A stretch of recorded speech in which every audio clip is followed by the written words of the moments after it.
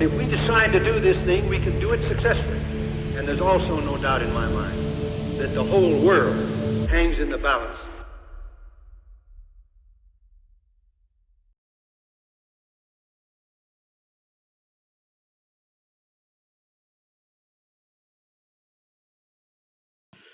Good afternoon. I'm very honored to be talking to you today as a guest of the George C. Marshall Foundation about my book, Blind Bombing: How Microwave Radar Brought the Allies to D-Day and Victory in Europe. General Marshall, of course, was Chief of Staff during World War II, the period of which I will be speaking. The larger-than-life characters on his chessboard, whom he carefully positioned in the ETO, the European Theater of Operation, included Generals Dwight Eisenhower, George Patton, Mark Clark, Omar Bradley, and at home he had Henry Hap Arnold. General Arnold was commander of the United States Army Air Force, the Air Force at that time, of course, still being part of the US Army.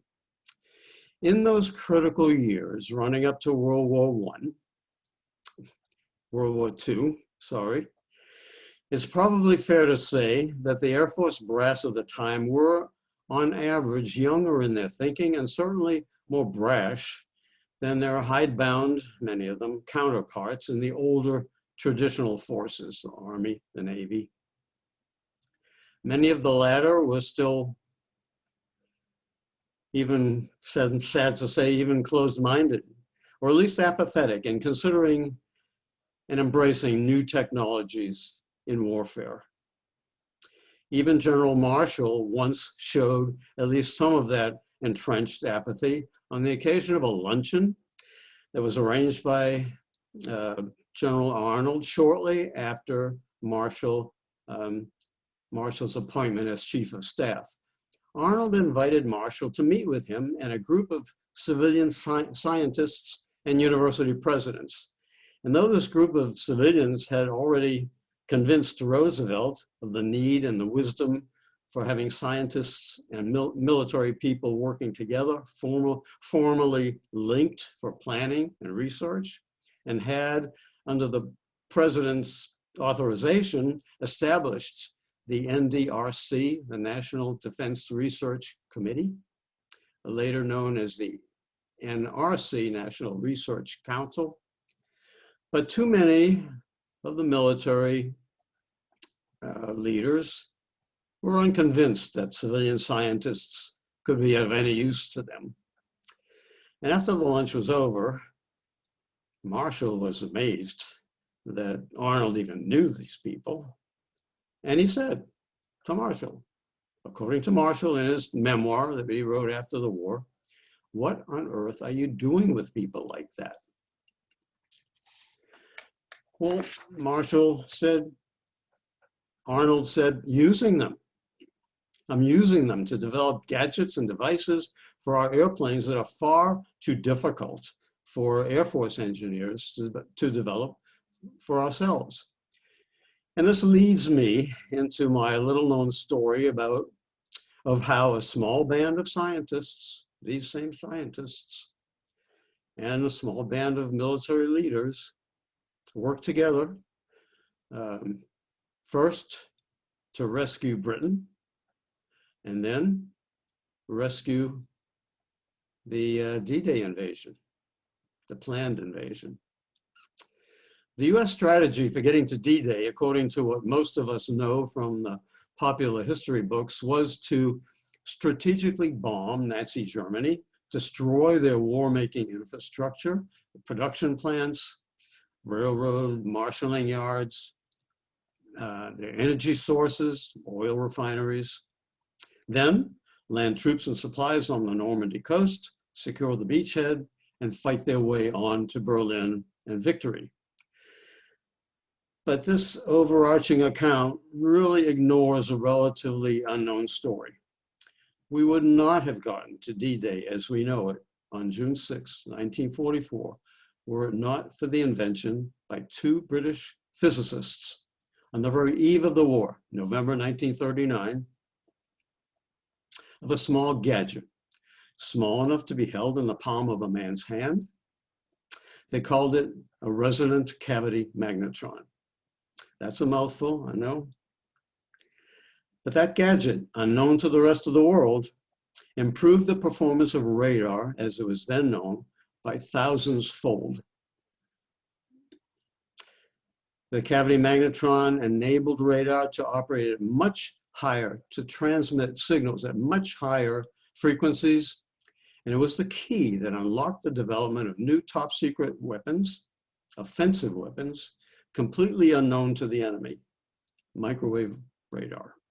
That is unit number 12 of the first 12 ever built in production. It was made in Britain by GEC, General Electric Company.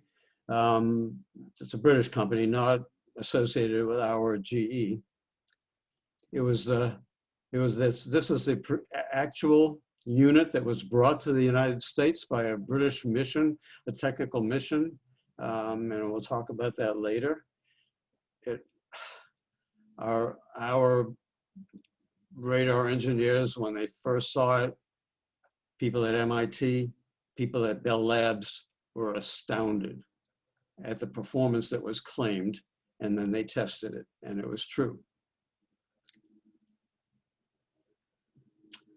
All the developed nations had radar. Germany, Japan, England, America. But it was primitive. It required huge antennas, cumbersome electronics, a lot of power necessary to run it all, much too big, power hungry to put in a truck or certainly not a plane. And it was used and well used for defensive purposes, large ground-based defensive installations, but not mobile offensive warfare. Let's look at January 1, 1944. After 4 years of bombing by the British and nearly 2 years of bombing by the United States 8th Air Force from bases in Britain, Germany's war-making infrastructure, her manufacturing plants, railroad, marshalling yards, Air Force, was still in full operation. The Allies were insistent on staging D-Day that summer, but those preconditions had not yet been met. But just 6 months later, on June 6, 1944, the day the Allies put 150,000 men on the Normandy beaches, there was scarcely a German plane in the sky to oppose them. Of the relatively few German planes that were still airworthy, there's no fuel to run them, no spare parts to repair them, and scarcely any experienced pilots left to fly them. They'd been shot down. So considering the earlier years of bombing by the RAF and the United States Army Air Force and not getting the job done, how was it finally accomplished in just 6 months? Microwave radar, made possible by the resonant cavity magnetron, was introduced into the Air Force bombing campaign late December, early January 1944. And it solved a huge obstacle to the bombing campaign. Can anyone guess for a moment what that obstacle could have been? It was the weather, the awful European weather. Cloudy, overcast, stormy, especially in the winter, late fall, early spring.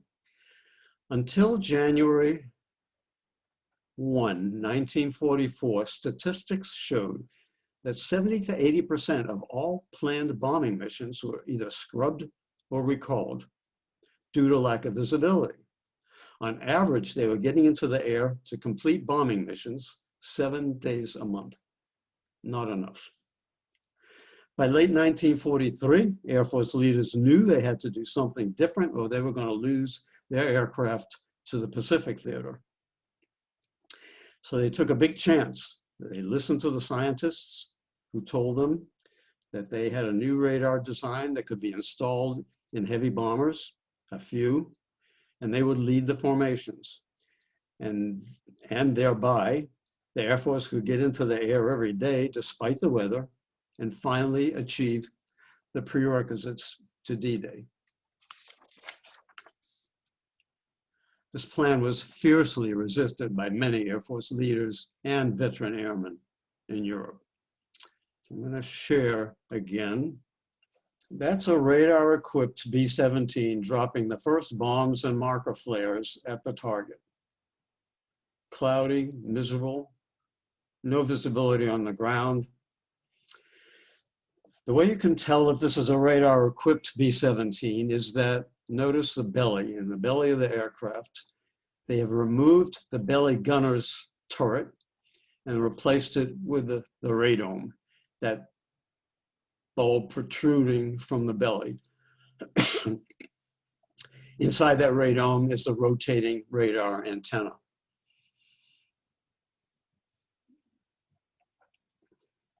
How many of you have ever heard of the resonant cavity magnetron? No, I'll bet not many, but it was hands down the most important new invention in the winning of the war. Yes, the atomic bomb comes to mind as a world-shaking invention, but the A-bomb did not win the war. The war was already won then. That the A-bomb ended the war abruptly, and in so doing, saved thousands of Allied lives from having to invade the Japanese mainland. And yes, certainly breaking Germany's Enigma code was a huge mathematical achievement, but I don't consider that an invention. So let's look at the imagery. And the radar operator in that plane is watching a scope. That's all he needed to get himself to the target, and he could bomb it. That's an actual photograph taken off the scope of that new H-2X blind bombing radar. The plane, I can't tell if it's, the coastline you see is northern France, Cherbourg, Le Havre, and the blackness here is the channel, English Channel. These rings that you see are range rings. This may be a 5-mile range ring, 10, 15, 20. And these range rings, the operator could keep zooming in. He could change this. So this is maybe 30, 25, 5, 10, 15. This may be a 20-mile range ring. He can call up 10 miles, in which case 5, 10, it will expand this area. So this range ring would be out here. And he would obviously get more detail in what he's seeing once he got over land. Notice how clear the land-water interface is. That was very helpful. So what did make microwave radar so superior? The cavity magnetron allowed radars, as we said, to design and transmit pulses of radio waves at much higher frequencies. And these higher in the microwave frequency spectrum than the primitive existing radars of the time. This resulted in much smaller antennas, smaller electronic equipment that could be installed in planes and trucks, and the detection of much smaller objects. More detail. Before and now, what was holding them back? There was no transmitting tube in the world that could transmit enough power at microwave frequencies to make this idea useful.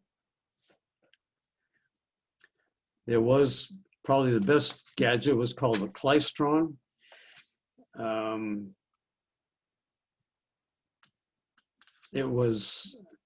It could transmit 20 watts of power at microwave frequencies. The first time they tested the cavity magnetron back in 1939, well, it was actually in 40, it took them 4 months to get it a breadboard model built up in the laboratory.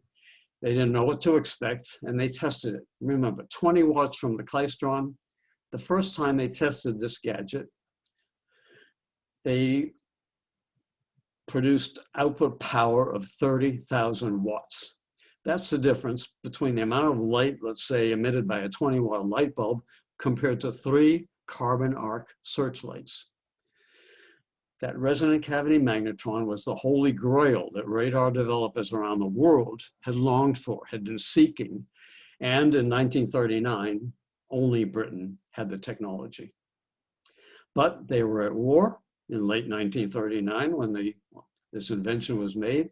They did not have the manpower to make full use of their new invention or the resources to manufacture them in quantities.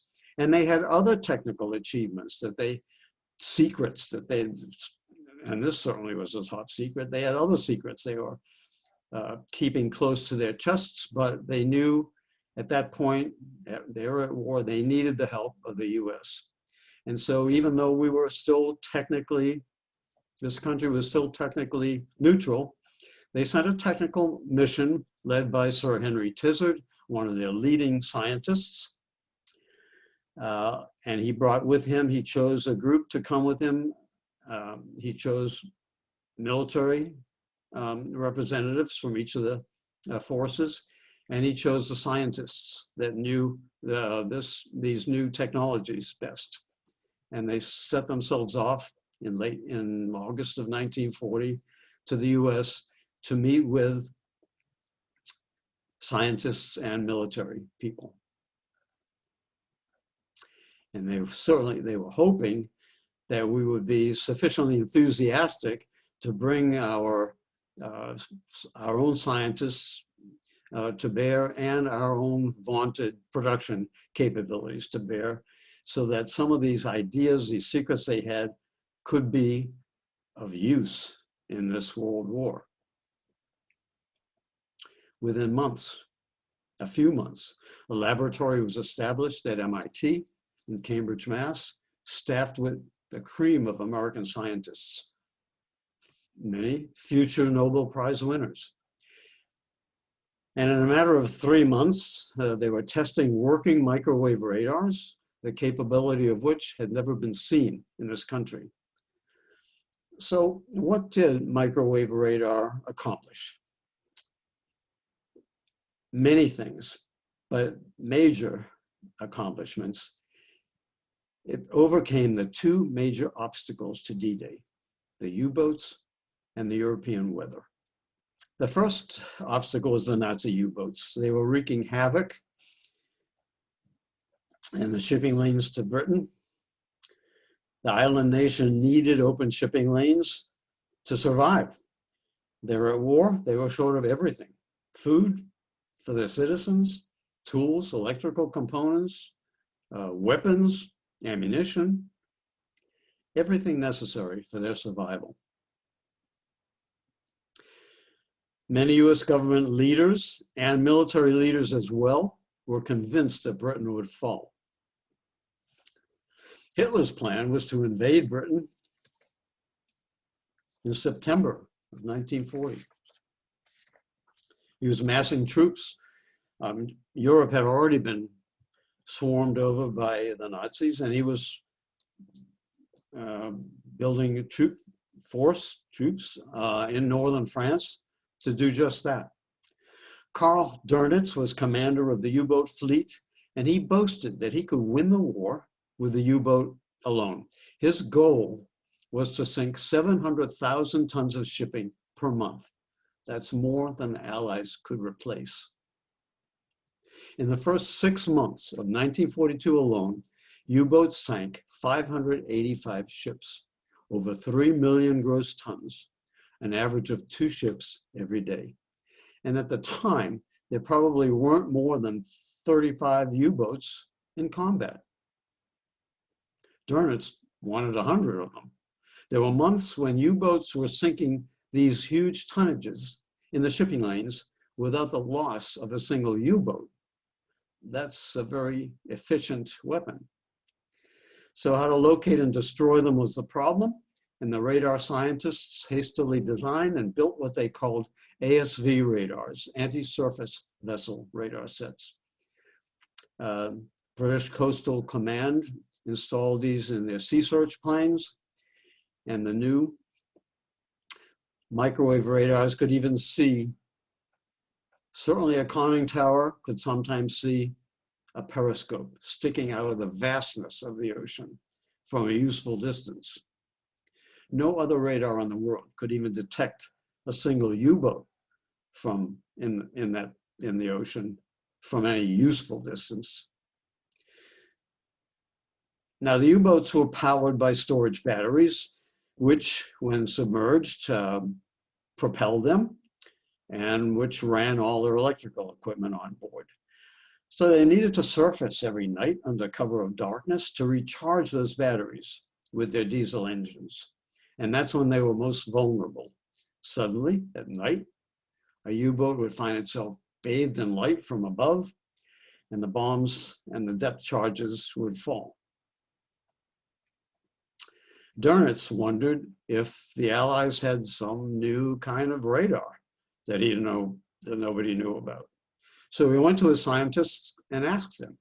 And his scientists assured Dönitz that no, radar can't possibly do that. Microwave radar location and destruction eventually pushed the U-boats from the shipping lanes, and Britain survived the U-boats and the Battle of the Atlantic. And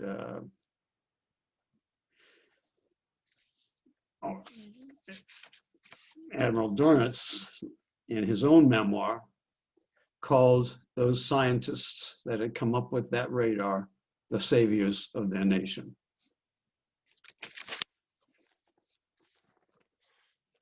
Had the U-boats conquered Britain, from where would the Allies even been able to stage a D-Day invasion by sea?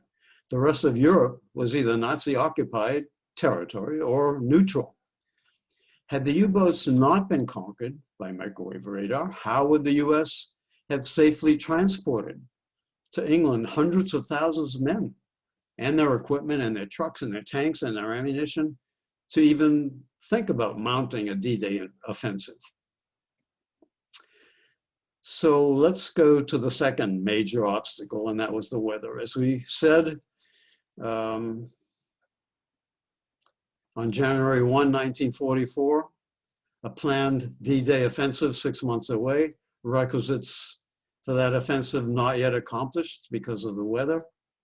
Yes, 8th Air Force, B-17, they had this wonderful northern bomb sight, but if the bombardier couldn't see the target, he couldn't bomb effectively. The factories were still, German factories were still producing, Luftwaffe was still flying in strength.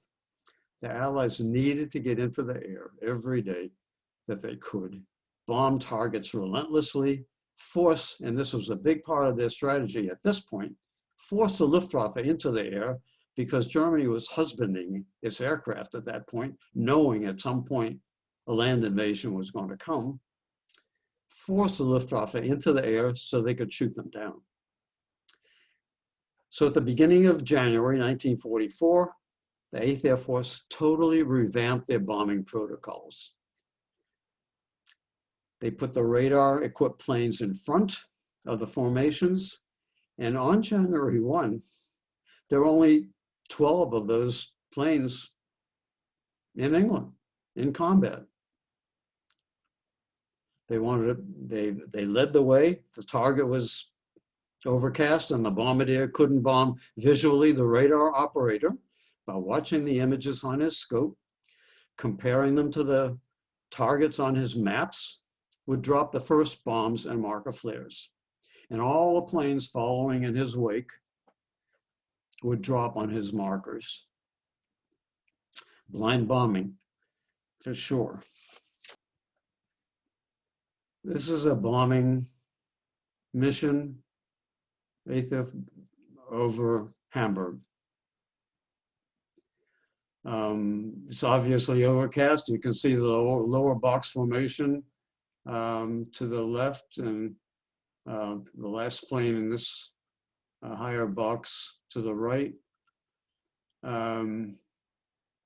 Obviously overcast, can't see a thing on the ground, but those black mushrooms bubbling through the overcast are blazing oil refineries rising through the cloud cover.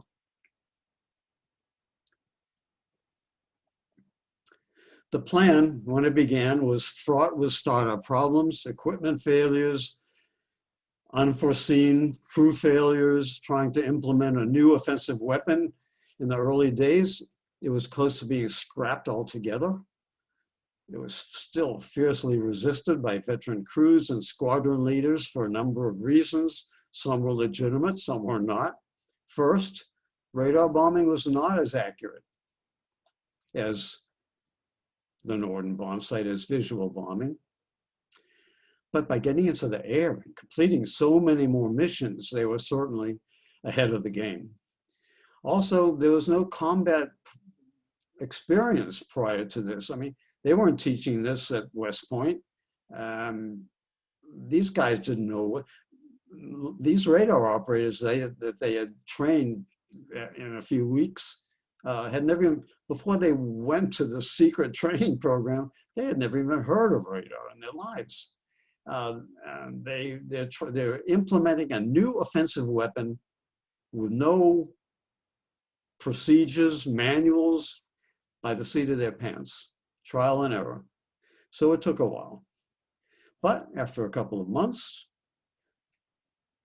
trying, failing, talking, meetings, high-level meetings between the stakeholders, the problems were working, and they were working the problems out. So to answer that question again, what did the resonant cavity magnetron accomplish? Many things, and millions of them were manufactured. A lot of ground use in ground artillery, anti-aircraft batteries, locking on to oncoming planes and tracking them automatically, leading them the right way depending on the speed at which they were measuring. And they were quite effective, and they were used on the ground. They were used in naval ships in the Pacific. They certainly upgraded the Navy's, the radar the Navy started with. And, but to me, microwave radar was most influential in first winning the U-boat war and then overcoming the foul European weather, both critical impediments to D-Day. This is a radar operator. He just returned from a mission. He's holding a piece of flak in his hand, pointing at the hole in the fuselage through which it burst. He was sitting right there, narrowly missed him, did damage the equipment. He was on a bombing run at the time. And think about what these guys, think about their responsibility. There's maybe 50, 60 planes behind every one of those guys. If he doesn't find, and if he's the lead plane and the wings, if he doesn't find the target, all the waste. He knows on most of these missions, at least often 5%, sometimes 10% of those people that are behind him are not coming back. If he can't find the target, if he can't bomb effectively, they have to all go out and do it again. And what a waste. The pressure must have been enormous. About 25 years ago, and we're cruising to the end of my little talk here, I interviewed two men. One was the physicist, George Valley, who was project manager in the design. He was project manager at the radiation lab at MIT for designing and responsible for the design of that radar, the H2X radar, the Mickey radar. Later, after the war, when the Air Force went independent of the Army, he was chief scientist, served as chief scientist for the Air Force for a time. And he was instrumental later in in the advanced radars that were being envisioned and designed and built during the Cold War. The other man I interviewed at length was that Air Force navigator you see on the screen. He's my uncle, Uncle Stanley, lieutenant. Well, he wound up a captain, Captain Stanley Fine. He flew the first production model of the resonant cavity magnetron. He was in the first training class, formal training class, secret at Langley Field, and he was chosen to bring the first production model of that magnetron when it was installed in a brand new B-17 to England to begin his combat tour. He was born and raised in Cambridge also, where MIT is, but that's what all these two men, him and George Valley, had in common. Stanley was far removed from the technical achievements going on at MIT. He was a homeboy. Had probably never been more than 100 miles from Cambridge in his life. High school graduate, going to night school, studying for a certificate in accounting. Caught up in the peacetime draft at the age of 21 in 1940.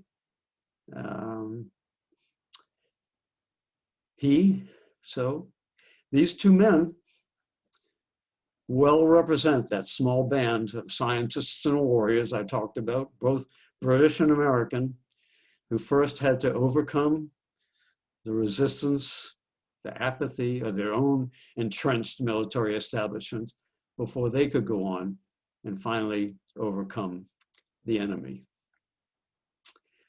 I thank you so very much for your attention, and I appreciate you listening. Goodbye for now. Just a final word about my book, Blind Bombing. It was written for a general, non-technical readership. It was awarded silver medal this year in world history in the 26th annual Independent Publishers Book Awards. And it's available at online booksellers or your favorite bookshop. Thank you again, and goodbye.